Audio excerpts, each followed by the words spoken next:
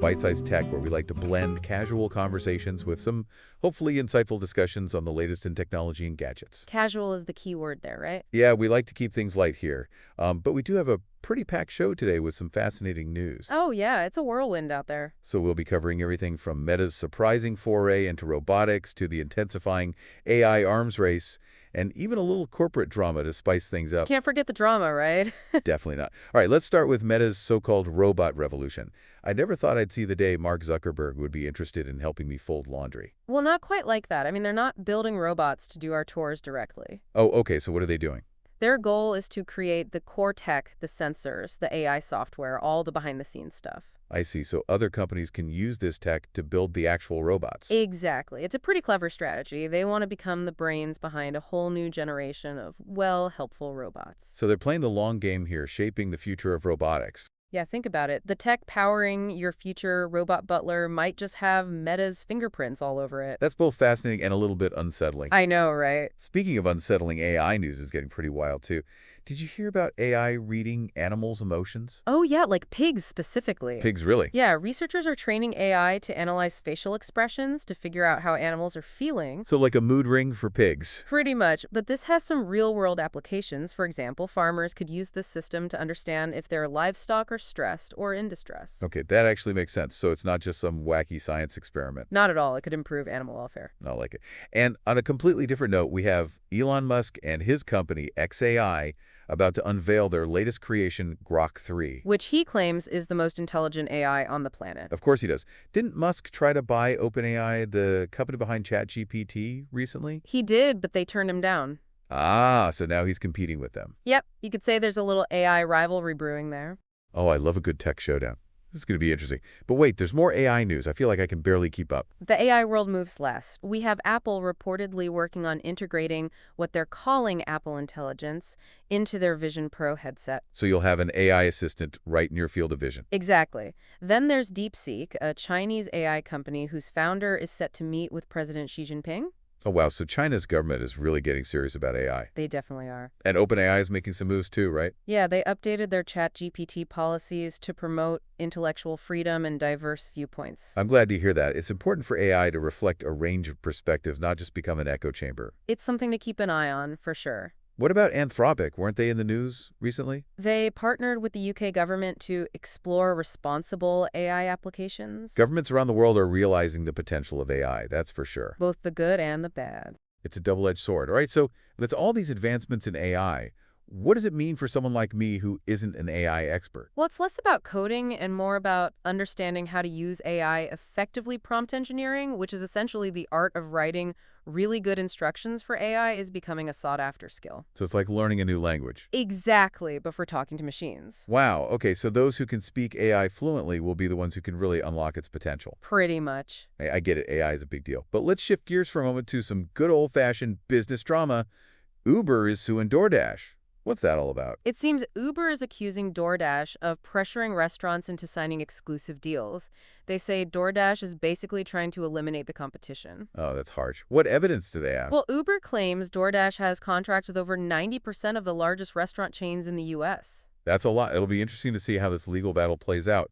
But wait, before we move on, didn't we miss something in the AI news? You're right, we skipped over a really cool development. Mistral, a French AI company, is launching a new model designed specifically for Arabic-speaking countries. So AI is going global in a big way. Absolutely. It's important for AI to be accessible to everyone, regardless of language or location. I totally agree.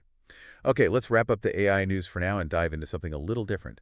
The film industry is undergoing some major changes too, right? Yeah, we're seeing the rise of decentralized film distribution, which has the potential to shake up the whole Hollywood system. I've heard about this. It's like cutting out the middleman, giving power back to the filmmakers. Exactly. A company called Olin is positioning itself as the Shopify for filmmakers, allowing them to distribute their work directly to viewers. And they've already had some success, haven't they? Yeah, they snagged the recent Brian Epstein biopic Midas Man. That's a pretty big deal. So indie filmmakers could actually have a shot at reaching a wider audience without having to play by Hollywood's rules. That's the goal. It's a similar model to what we've seen in the music industry with platforms like Spotify, where artists can bypass record labels and connect directly with their fans. This is definitely something to keep an eye on. Speaking of big changes, there's also news about Intel, right? Yeah, there are rumors that Broadcom and TSMC are circling, looking to acquire different parts of Intel. Like everyone wants a piece of the pie. The semiconductor industry is super competitive, and both Broadcom and TSMC see an opportunity to strengthen their positions. It's a corporate feeding frenzy, so we've talked about the exciting advancements, but there are concerns about potential downsides too, right? Like Elon Musk's involvement in federal IT practices. Yeah, some government tech experts are criticizing his approach. They say it's been more disruptive than constructive. So Musk's style isn't exactly a hit with the government folks. Not really. Some worry that his focus on ideology rather than practicality is hindering progress. It's definitely a mixed bag. Let's move on to something a bit more positive. Cybersecurity is a huge issue, and there's a company called Dream that's doing some really interesting things in this space. They're an AI-powered cybersecurity firm that's gaining traction, particularly among governments and critical infrastructure operators. AI is everywhere now, even in cybersecurity. What makes Dream stand out? Their focus is on AI-driven threat detection and response. They're using AI to identify and neutralize cyber attacks more effectively than traditional methods. AI versus AI in the cybersecurity arena? It's like a sci-fi movie. It kind of is. The tools we use to fight cyber attacks are becoming increasingly sophisticated. Right, one last bit of news before we wrap up this part. Remember Goodreads, the website for bookworms? Yeah. It looks like they have some competition brewing. Oh, yeah? The Story Graph is a new platform that's gaining popularity. They already have millions of users and offer features like AI-powered book recommendations. AI-powered book recommendations. That sounds amazing. They're using AI to suggest books that align with your tastes, so it's like having a personalized book concierge. Sign me up. I'm always on the lookout for new books to read. It's a really cool platform. Well, we've covered a lot of ground today, from robots and AI to Hollywood drama and cybersecurity. It's clear the tech world is constantly evolving and never a dull moment. And we're just getting started. Stay tuned for part 2, where we'll dive into even more fascinating tech news and explore the implications of these advancements. It's going to be good. It definitely is. Welcome back to Byte-Sized Tech, where we're jumping right back into the fast-paced world of tech and gadgets. You know, the landscape is shifting so rapidly, it's almost like trying to hit a moving target. Yeah, it's pretty wild out there, but that's what keeps things interesting, right? Speaking of exciting, we were just talking about how AI is becoming more global, and there's an interesting development in the film industry that kind of ties into that. Ah, you're talking about the rise of decentralized film distribution. It's amazing to see how this model, which has already, transformed industries like music, is now shaking up Hollywood. Yeah, it sounds like a real game changer.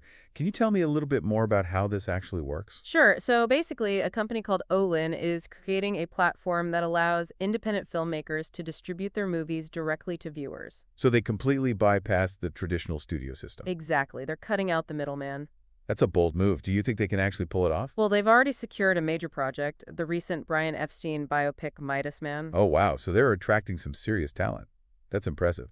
What do you think this means for the future of filmmaking? Could this actually level the playing field and give independent filmmakers a real chance to compete with the big studios? It definitely has the potential. Imagine a world where anyone with a great story to tell can reach a global audience without having to, jump through all the hoops of the traditional Hollywood system.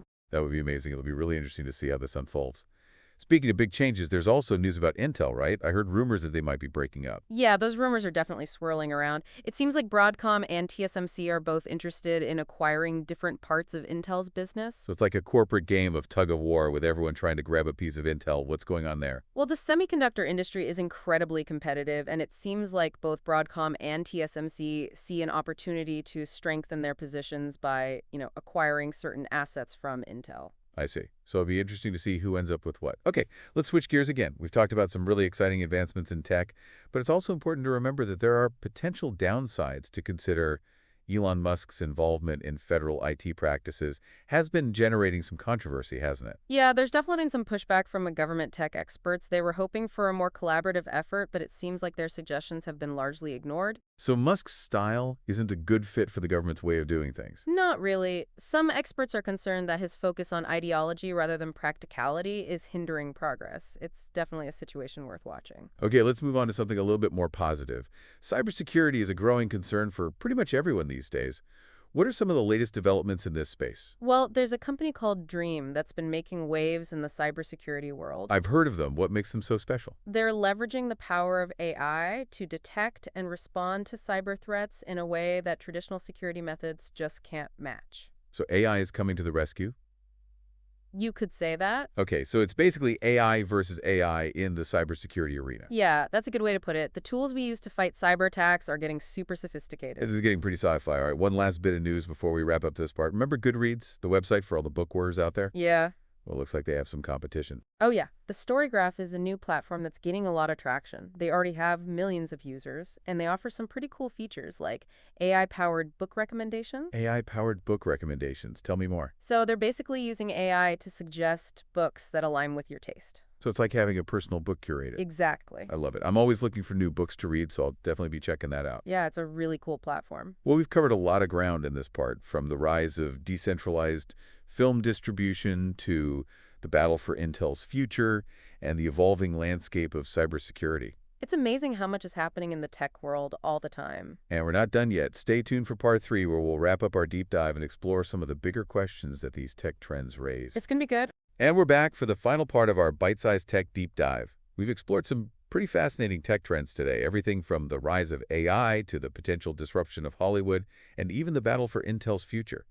It's kind of amazing how quickly things are changing in the tech world, would you say? It's a constant whirlwind of innovation, and it's not just about the technology itself. It's about how these advancements are, shaping industries, economies, and even our everyday lives. Exactly. And speaking of changes that could impact our daily lives, there's some news about Reddit, the online community platform. It seems like they're planning a major shift in their strategy. That's right. Reddit is getting ready to introduce paywalls for some of its content.